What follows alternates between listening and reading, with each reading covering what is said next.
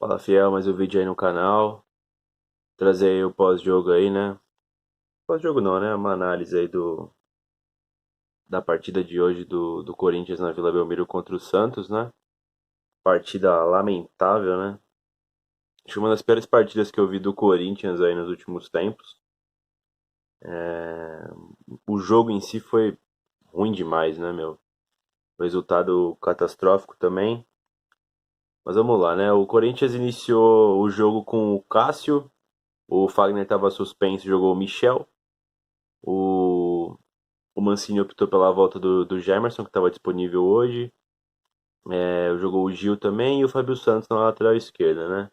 A dupla de volantes foi aí com o Gabriel e o Cantillo, que vem jogando junto, né? O Casares aparentemente não estava 100% ainda, o Mancini optou pelo Arauz. O Vital ganhou a posição do Otero e jogou o Gustavo Silva e na frente o Léo Natel como centroavante móvel, né? O Corinthians até que começou legal a partida, cara. Tipo, tava saindo rapidamente nos contra-ataques, destaque para o Matheus Vital, que começou bem a partida, começou dando uma canseira na defesa do Santos, tentou uma finalização, depois fez uma abertura para um gol que o Gustavo Silva perdeu. Ele nem chegou a finalizar, demorou demais e acabou tomando um gol, quer dizer, acabou perdendo um gol de frente a frente com o João Paulo, goleiro do Santos. O cara do Santos dividiu com ele num carrinho. E o Corinthians começou até que bem, só que acho que era os mais ou menos 15 minutos do primeiro tempo, caiu a luz lá no estádio da Vila. E demorou uma cota pra voltar. E quando voltou, mano, o jogo assim, muito ruim de ver. Porque o Santos também é um time bem limitado, cara. É, se não for o mesmo nível do Corinthians, é até abaixo, cara. Mas, né? Enfim, a jogada deles é bem manjada. Eles jogam pra encontrar o Marinho. Hoje o Soteldo não estava disponível no primeiro tempo, também estava baleado. E o Corinthians estava fechando como podia ali. O Santos também não teve muito perigo. O primeiro tempo em si ficou muito ruim depois da paralisação por causa do que caiu a luz, né? E o primeiro tempo acabou assim, muito ruim, partida muito truncada ali no meio-campo. E aí deu o segundo tempo, o Cuca mexeu no time deles lá, entrou com o Soteldo, que não estava 100%. Nos dois contra-ataques uma canseira para a defesa do Corinthians ali, uma correria. O Mucássio pegou, depois o Soteldo acabou chutando em cima do jogador do Corinthians. Na mesma jogada que ele chutou, o Cássio pegou. Ele limpou o Cássio, chutou e eu não sei se foi o Fábio, alguém cortou, não lembro agora. E depois de uma jogada trabalhada, cara, eu acho que o gol, mano, foi exatamente igual ao gol que o Corinthians tomou do Flamengo. Foi igualzinho. A bola veio na esquerda, aí voltou pro meio campo, o Soteldo dominou e bateu de perna direita, o Cássio defendeu, pegou assim, tipo, fez uma ponte. E aí acho que foi o Marinho, algum jogador do Santos veio sozinho ali no rebote, deu um chute ali pro meio da área. O Marcos Leonardo, centroavante dos caras, tava dentro do gol e fez 1-0 pro Santos, né? Nesse assim, a partida aconteceu nesses 10 minutos que o Soteldo entrou, que ele deu uma canseira, e aí ele se machucou e o jogo voltou a ser um lixo de novo, né? Que foi uma porcaria de jogo. Muito ruim mesmo. Santos fez o gol, o Corinthians praticamente inoperante, né? Porque. Vamos só pontuar algumas coisas, né? A gente perde muito sem o Fagner. Ele é, ele é assim, claramente o melhor lateral direito do país, não só do Corinthians. Ele é bem diferente dos outros laterais no país. E a torcida acaba cobrando muito, né? Quando o Michel entra, já sabe que vai dar ruim. Porque eu nem sei se o Michel é tão péssimo assim. Ele faz um ali do lateral comunzão, sabe? Ele é bem nota 5. E talvez a gente poderia apostar num garoto da base. Tem o Igor Formiga, né? Que dizem que é um bom lateral. Não sei, poderia abrir uma vaga pra ele. Mas não é como se a partida fosse inteiramente culpa do Michel, não, sabe? Claro que com a saída do Fagner, o Gustavo Silva ele fica muito mais obsoleto no time, que ele precisa das tabelas com o Fagner, eles têm uma combinação muito boa ali, os dois. E o Gustavo ficou marcado, porque o Michel também estava inoperante. O Arauz estava muito abaixo também na criação. O Santos não deixava o Cantillo poder fazer as invertidas de jogo. E aí o Corinthians não tinha praticamente nada, não estava criando nada. As melhores jogadas era quando o Vital partia com a bola dominada e tentava fazer alguma jogada, mas no segundo tempo também estava inoperante. É, depois do gol do Santos, o Mancini mexeu na equipe, ele tirou o Gustavo Silva e tirou o Otero, e tirou o Arauz e colocou o Otero e o Casares, né? E aí vem um ponto interessante, né? Tanto o Otero quanto o Matheus Vital, que os dois ficou em campo nesse meio tempo, eles não são velocistas, né? Como o Léo Natel e o Gustavo Silva. O Gustavo Silva e o Léo Natel, eles são literalmente a flecha, né? Você lança e eles correm atrás, né, da bola. O Matheus Vital e o próprio Otero, embora eles tenham características diferentes, eles são mais condutores de bola, né? Eles são meias, jogando pelas beiradas do campo, né? Então você não vai ter aquele elemento de profundidade, né? A gente acabou ficando assim a formatação ali. O Vital ficou na esquerda, o Casares no meio, o Otero na direita e o Lanatel ainda na mesma forma. Depois o professor Mancini tirou o Lanatel e colocou o Jô. Eu achei assim que ficou péssimo, sabe? Tipo, essa decisão dele. Não por ser o Jô ou por ser o Lanatel. O Corinthians ficou muito mais lento do que com o Gustavo Silva e o Lanatel, que eram os elementos de velocidade. Tanto é que no primeiro tempo, quando o Gustavo Silva conseguiu uma escapada lá que ele perdeu o gol, teve uma metida de bola do próprio Michel na correria para ele e uma inversão de bola do Vital encontrando ele na outra ponta. Quando você tira esses dois jogadores, o Lanatel e o Gustavo Silva, esse elemento de velocidade, por mais limitados que eles sejam, basicamente acaba, cara. Então, eu achei uma péssima substituição, matou o que já estava morto já, né? O Corinthians não ia empatar. Mas ainda ficou mais fácil ainda para o Santos se defender. É, Depois o professor Mancini tirou o Vital e tirou o Michel e colocou o Ramiro e colocou o GP, né, o Gabriel Pereira, né? E aí ele deixou o time basicamente assim, ele deixou o Ramiro como se fosse um lateral direito, é, colocou o Gabriel Pereira pela ponta direita, aí ele puxou o Casares para o meio, né? O Otero ficou lá na ponta esquerda e o Jô na frente, né?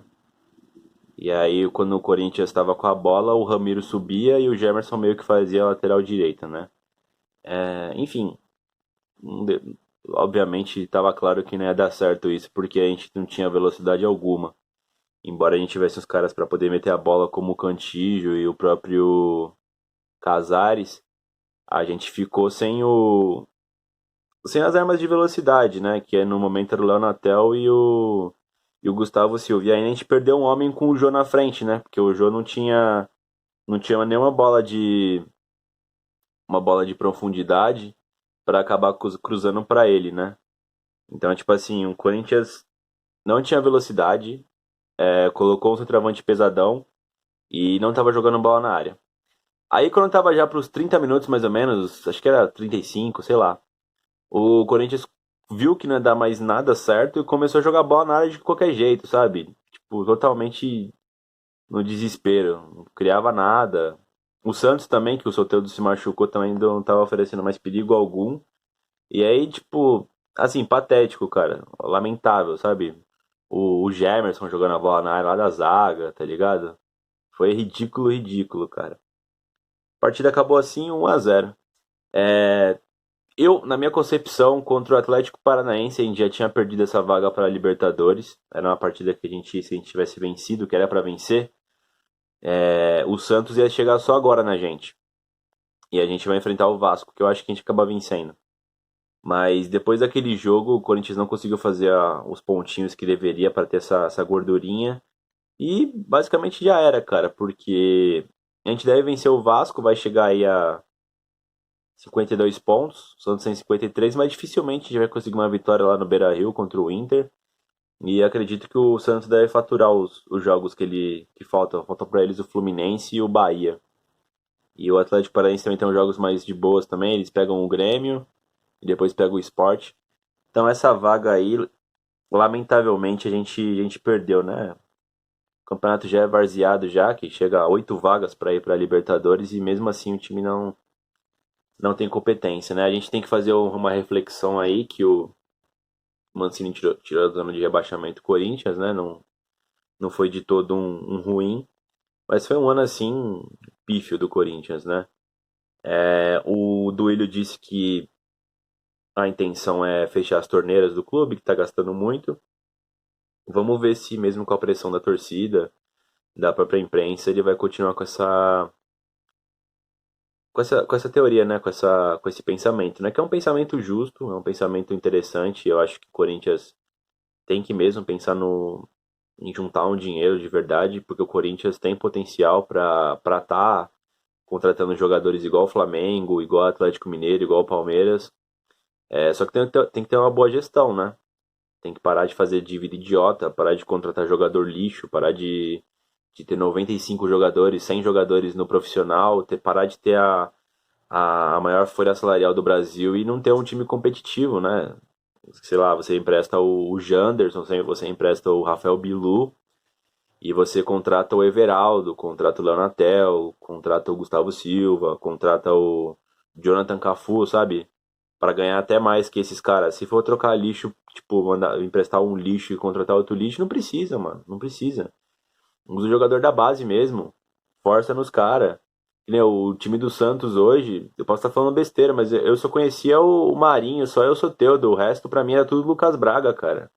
Tipo, dá a sensação que todo mundo é da base ali, entendeu? Os caras jogam direitinho até, não é um time bom, sabe? O time não é bom, mas não passa vergonha. E deve estar gastando muito menos que o Corinthians, entendeu? Então, tipo, se a ideia é se resguardar, guardar um dinheiro, fechar as torneiras, vamos fazer direito, né? Deixa esses jogadores que estão aí. Acho que o Mancini tá fazendo um trabalho bom até com esse elenco aí. Eu acho que dá para conseguir a vaga na Libertadores. Eu acredito que a culpa tenha sido da diretoria. Lá naquele período que ficou o Coelho, que mandaram embora o Thiago Nunes e tinha uma sequência de jogos muito interessante ali para poder, sei lá, o Mancini acabou que deu certo, né? Agora é fácil falar, mas tipo, tinha que ter trazido um treinador naquele período. A gente pegou adversários como o Bragantino, que estava na zona de abaixamento na época ainda. Pegou o Atlético Goianiense. A gente pegou o Bahia a gente acabou vencendo, né? Mas teve Ceará, teve o Fortaleza também, né? Acho que já era o Coelho já. Enfim, eram jogos que a gente poderia ter vencido e sei lá, exemplo, se a gente tivesse vencido o Atlético Goianiense, que a gente empatou em casa por 0-0, né? Foi 0-0 e depois a gente tem empate lá no. Já era com o Mancini, já por 1-1 lá em Goiás, né? Uma vitória aí, a gente estaria com a mesma pontuação do Santos agora. Então, a gente deixou escapar. Repito, com esse time dá pra fazer mais coisas sim. Não dá pra brigar por título, não dá pra brigar por G4, mas dá pra pegar uma vaga na pré-Libertadores, dava sim. Mas a torcida do Corinthians vai ter que esperar isso, meu, esse próximo ano. Agora, eu acho que todo mundo já desacreditou, né? Desencantou do negócio da Libertadores. Eu acho que a gente tem que focar na Sul-Americana ano que vem. Esse ano, 2021, né? Essa temporada que vai entrar. Que é o que restou pra gente, cara. Tentar fazer uma formação sólida ali. A questão do Germerson também parece que é o único que pega pra poder renovar. Parece que é um dinheiro alto que ele vai querer. A renovação dele seria tipo uma contratação. Eu acho que valeria a pena, um jogador bom, o Jamerson. E, e se for nessa proposta de fechar torneiras, eu acho que ele é um cara diferente. Não é um Jonathan Cafu, sabe? É um jogador que tem nome. É um jogador que você pode extrair mais, você pode cobrar mais do cara. O meu questionamento é quando você fica trazendo aposta com o salário de jogador grandão, sabe? Tipo, o Jonathan Cafu, 300 mil por mês, cara. O cara tá pra ser emprestado aí, o Mancini nem usa o maluco. Mas enfim, Fiel, eu volto aí domingão aí, talvez antes, pra falar do jogo contra o Vasco, que eu acho que a gente acaba vencendo. O Vasco tá desesperado. Mas já é um jogo que a gente já não tá mais lutando por nada, né? Acabou hoje o sonho da Libertadores. Enfim, Fiel, forte abraço aí, deixa o like, se inscreve no canal, compartilha, toca no sininho aí pra receber notícias dos próximos vídeos aí. É nóis, vai Corinthians.